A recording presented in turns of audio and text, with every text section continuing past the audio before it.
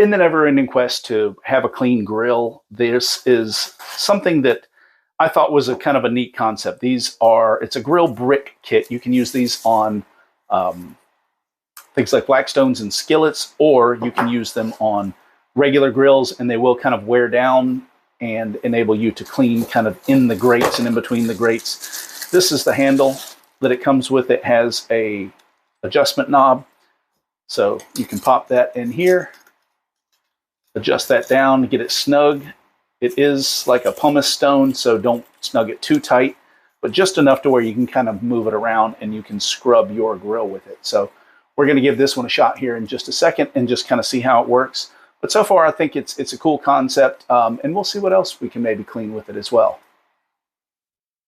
All right, so I got this tightened down. You want to be careful not to tighten it down too much because it is fairly fragile. Pumice stones are typically not like really strong. They're pretty lightweight, porous, and that's part of the reason why they clean so well. So what I'm going to do is we're going to see this live first time together is I'm going to put it on here and lightly go back and forth. I'm not going to put a lot of effort on it. I'm not going to put a lot of pressure on it, and just go back and forth. I grilled out day before yesterday, and I did use my steam brush to clean my grates and my electric brush to clean my grates, but just wanted to kind of test this out and see how these work. So just kind of going back and forth. You don't want to use this on ceramic grates or anything like that. You can see how it's getting a little bit of indentations there. You can kind of use that to your advantage and use it to clean down the sides of the grill grates.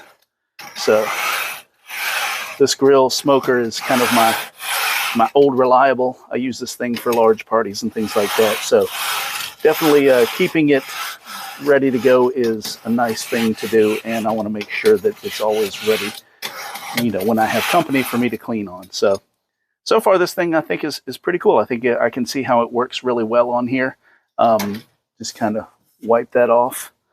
You can see it's a little bit smoother to the touch. So let's see what else we can clean.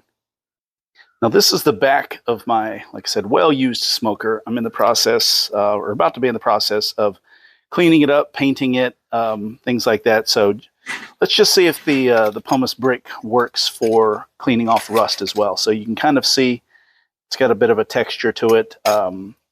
It gets rained on a bit here and there. So let's just see what it does. Again, light pressure.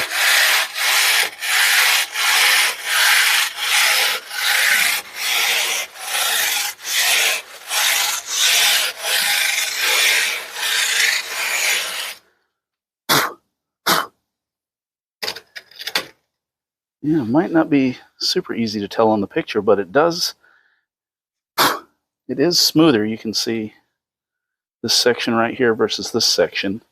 So again, I don't need the rust to be all the way off. I just need it to be smooth enough to where it'll take paint. So that's another thing this cleans. Let's see what else. Okay, so here's another thing that you can clean with pumice stone. The waterline of our pool. I've actually scrubbed this with a wire brush, just trying to get it off. And I don't know if it's calcium deposits or whatever it is, but it just kind of keeps coming back. So I'll go ahead and dip this in there, splash some water up on the tile. And then it says you're supposed to move it in little circular motions.